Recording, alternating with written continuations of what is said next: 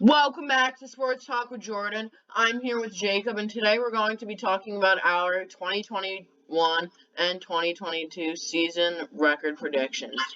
So we're starting off with the Eastern Conference predictions. Jacob, who do you have in first place and why? So in first place in the Eastern Conference, I have the Brooklyn Nets with a record of 62-20. Here's why. Kevin Durant, James Harden, and Kyrie Irving. The big three. If those guys can stay healthy, the Brooklyn Nets will absolutely be the first place team in this division. There's no doubt in my mind. Yeah, I completely agree. I had the Brooklyn Nets slightly worse than you did. I have them at 59-23, so I just have them losing 3 more games and winning 3 less games. I completely agree with the same reasons. Once again, the big three, KD, James Harden, and Kyrie. I do believe that if they were healthy, they would have won the series against the Bucks, but that's why I have them in first. So now in second place, who do you have, Jacob? In second place, I have the Milwaukee Bucks. Here's why. I know this is a hot take, I believe Giannis Antetokounmpo is the best player in the NBA. Elite scoring ability, elite defense. And next year, I believe he's going to start to develop his jump shot a little more, which will totally take his game to the next level. Along with Giannis, stud defensive and playmaking ability in Jrue Holiday, and just a great scoring ability and just a really solid player in Middleton. In Chris Middleton, yeah. So I see them in second place with a record of 58-24. Yeah, I have them at 57-25. Once again, they're now in the NBA Finals playing the Suns. But the reason why I don't have them higher is because I do believe the Nets would have won against the Bucks. Because, as I stated before, if they were healthy. But they're just a great overall team. Some great defense, obviously, with Giannis at the front of that. Some great offense, once again, with Giannis, with Holiday, with Middleton. Which is why I just see them as a solid overall team. So now, who do you have in third place for this conference? In third place, I have the Philadelphia 76ers. Here's why. Joel Embiid will be an MVP caliber player for years to come. Tobias Harris is a very solid role player. He's actually more than a role player because he averaged stat line like 20 points and 7 rebounds, which are absolutely phenomenal. Ben Simmons, the talk of the league, many think he should be playing for the Shanghai Sharks. I, however, strongly disagree. Even with the lack of a jump shot, Ben Simmons' effect is strongly felt by Philadelphia with his elite level defense and elite level playmaking, along with insane height for someone who plays point guard. I believe that Ben Simmons has a very solid season, starting like Giannis to really develop a jump shot, and I believe the Philadelphia 76ers will finish 55-27 and better themselves from a tough loss in the semifinal series against Atlanta. Yeah, I actually have the Atlanta Hawks in third place. Once again, Trae Young has really proved himself, especially in the playoffs. I know they're no longer in the playoffs because the Bucks eliminated them. But I just see them as a strong overall team. They have some great pieces, as I said, with John Collins included. They have Bogdanovich. They have so many other players who are really just great overall players, which is why I have them with a final record of 54-28. Once again, solid overall team. They made it to the Eastern Conference Finals, which is probably third place or higher type team. But yeah, that's why I have them in third. So Jacob, who do you now have in fourth place? So in fourth place, I believe I have the biggest hot take of all of my predictions. I have in fourth place the Indiana Pacers, coming in with a record of 52-30. Here's why. Domantas Sabonis has proven he can shoot, he can score, he can rebound, he can play make, and he can play solid defense. To me, those all sound like MVP caliber bonus having an MVP caliber season. Malcolm Brogdon has proved that he can be a top 10 caliber point guard in the league, and I believe he continues to improve his status as one of the upcoming young stars in the league. Caris LeVert, who of course was one of the favorite players on my Nets. I think he's going to have a great season, really coming out to his true all-star ability. And I think they have so many solid role players and are just such a solid team that I think that's going to be enough for them to have a total comeback year and finish 4th place in the Eastern Conference Central Division. Yeah, I don't have them that high. I actually have the Boston Celtics in 4th place. I believe, even though they no longer have Kemba Walker, I do believe that they have a strong future. I don't see them any higher than 4 because that would be an insane hot take, which I don't think I'm taking because it does not seem at all realistic. I have them at a record of 52-30. It's just that they're not good enough to be higher. Obviously, Jason Tatum is pretty elite. They have Marcus Smart and so many other pieces, which is why I have them in 4th. So now on to the 5th place team. Who do you have on this 5th place? So in 5th place, I have the Atlanta Hawks coming in with a record of 49-33. I see them having a very similar season to the one they had this year. I see them coming in 5th place, maybe winning the first round of the playoffs against Indiana. And I see them having a very similar season to the one they had last year. But I don't see them any higher than this. As good as Trae Young has been, he's not there yet, in my opinion. And he doesn't have studs on the supporting cast. He has Clint Capella, John Collins, Bogdanovich, and Danilo Gallinari, who are all very solid players, but they aren't studs. So I see the Atlanta Hawks sitting at 5, absolutely a playoff block, but I just can't see them any higher than this. Yeah, I see what you're saying. I had them higher, and I actually have your Philadelphia 76ers, who you had at 3rd. It's basically the opposite, but I have them in 5th place. Obviously, Ben Simmons is not too great offensively, as you mentioned before. I know he's great on defense, but I can see him not even starting most games. They can't have someone who misses most of his shots in the starting 5, which is why I can see him as either a bench player going to another team as a bench player. I do see them making a trade, but I just don't see them playing as well as they did last year coming in 1st, which is why I'm giving the Philadelphia 76ers a final record of 50-32. So who do you have in the 6th place spot? In the 6th hole, I have the Boston Celtics with a record of 47-35.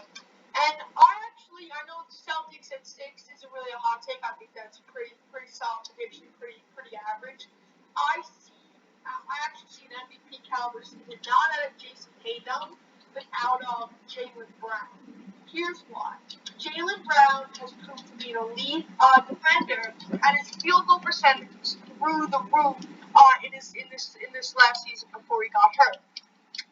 Tatum, of course, the budding star, in years to come will probably be a top 10 player in the NBA, if not already. But I just see more potential in Jaylen Brown, and I see those two a dynamic duo in the future. They're going to carry the Celtics to the 6th spot with a record of 47-35. Yeah, I see what you're saying. I actually have the Knicks at the 6th spot. Obviously, Julius Randle won the Most Improved Player of the Year, and I do agree with that pick. Obviously, in the playoffs, he was not too special, considering he had a much lower percentage of shots made and stuff. But I just see him as a strong overall team. I don't see him being as high as they were last year in 4th place. But I think 6 is a great spot for the Knicks, which is why I have them at a record of 46-36. It's just going to be another year for the Knicks, just like this year, I believe. So it's going to be interesting to see how they perform. So now on to the 7th hole. You have the Knicks. Why'd you pick the Knicks to go 44-38? So getting into the playing tournament here, I do have the Knicks going 44-38. A little bit down from last year. I think teams teams are going to figure out what they're trying to do, because the Knicks system is basically to move the ball around and just play elite defense and just get some gritty wins. I think teams are going to figure that out, but I still see them as a playoff team at the number 1 seed in the play-in tournament with a record of 44-38. I see Julius Randle going down a little bit, but I do see them sometime this offseason acquiring someone like DeMar DeRozan, Lonzo Ball, just these really solid scorers, really solid defenders, solid passers to really try to take this Knicks team to the next level. But for now, I have them at 44-38, 7th in the Eastern Conference. Yeah, I actually have the Washington Wizards in the 7th spot, going 45-37. I do believe that Beal will have a great season. I believe that Russell Westbrook will have a great season. He averaged a triple-double each game, which is pretty impressive to do, especially considering you would have to do that like every single solitary game. But I just see them as a strong overall team. They didn't do so well in the first round when they played the 76ers, but a strong overall team. I see them being pretty active in the offseason and being active with trades, which is why I can't put them any higher or any lower. I think 7's a great spot for them. Alright, so in the 8th spot, we both have the Heat. Jacob, why do you have the Heat in this spot? I can't see the Heat being among the top teams of the Eastern Conference. Tyler Hero has proved out to be nowhere near what people thought he would end up being after a phenomenal rookie season. And they're just not there. I mean, as solid as Jimmy Butler is, he's a player that feeds off the ability of the players around him, so he needs all-stars around him to be at his best. And Bam Adebayo, one of my favorite players, solid defender, solid scorer, solid rebounder, playmaker. He's a great player, but he can't be there without a point guard. And I know they have Goran Dragic. I don't see them having a great guard system this coming season. So I can't put the Heat higher than 7 with a record of 42-40. Yeah, so we both have them, after the Wizards, and you have them after the Knicks. Obviously, they are not nearly as good as they were in the season before this one because they were the Eastern Conference Finals. They obviously lost to the Lakers, but I just see them once again. Tyler Hero is nowhere near where people thought he would be, especially after that amazing season last year. But that's why I have them at 8. Basically the most average team. They're 42-40. And yeah. So now on to my 9th place team. I have the Indiana Pacers. You had them a lot higher, which is a hot take. I see them doing well, but I just see them placing the same way as they did last year. Obviously, I think Sabonis is probably a top 10 player in the league, but that's why I have them slightly with a losing record. It could go either way for them, though. But yeah, I have them at the 9 seed in the play-in tournament. And who do you have at the 9 seed? Washington Wizards. I see them having a similar season to the one they just had. I see Westbrook having very good numbers. I see Beal having good numbers, but just a lack of another solid player is really going to hurt the Wizards. I see them finishing at 40-42 in the 9th seed in the Eastern Conference, and I just see them being a really average team. Yeah, so now on to the 10th place team. You had the Chicago Bulls. Why did you choose this team? I have the Bulls here because I believe that Zach LaVine is a top player in this league, top scorer, and I believe Nikola Vucevic is a top center in this league, and those two will be enough to sneak the Bulls into that playing tournament, even with the rest of the team being mediocre. So I see them finishing with a record of 38-44. Yeah, I see what you're saying. I actually have the Bulls slightly lower. I have the Hornets here. A lot of people don't like Gordon Hayward, but I see potential in him as their forward. I also like LaMelo Ball. Obviously, he was great this year. I do see him having just as great a season, if not better, next year, which is why I have them in 10th. Besides that, though, their team is pretty much a weak spot in the rest of the positions, which is why I have the Charlotte Hornets finishing with a final record of 37-45. So in the 11th spot, we both have the Cleveland Cavaliers. What do you see this Ohio team doing? Why do you have them here in 11th? So I have them with a record of 34-48. They're going to be below average, of course. But the reason they're going to win 34 games is because of one player, and that is Colin Sexton. I see him being one of the future star scorers of the NBA, and that's really all Cleveland fans have to look forward to. I see them, but I do see, sadly, the Cavaliers being a below-average team for years to come. Yeah, I have the Cavaliers there for mainly the same reasons as you do. I do see Sexton being the best player on the team. This year, he was not. I think he's going to be so much better next year than he was this year. Obviously, this year he was good, but next year I think he's going to be great. So I can't put him any higher than 11, but I'm not going to put him anywhere lower. So I think 11's a great spot for him. So now on to the 12th place team. I have the Chicago Bulls. I understand that they got some new pieces like Zach LaVine, and yeah, but I just don't see them any higher, period. I don't see them making the play-in tournament like you do, which is why I have them at a final record of 31-51. Who do you have in 12th place? In 12th place, I have the Charlotte Hornets. Here's why. I have little to no faith in LaMelo Ball. I know he's like the future of the NBA. He's all jacked. I don't like the way he plays the game. I don't like him, period. I like Terry Rozier, but he doesn't have the playmaking aspect of his game. Gordon Hayward's a solid player, but he's not where you put him. I know you believe he's like an all-star caliber player. I don't see him there. I don't believe he's an all-star caliber player. I believe that he will be next year, though. And that's why I see the Hornets finishing in 12th place with a record of 32-4. Yeah, I see what you're saying.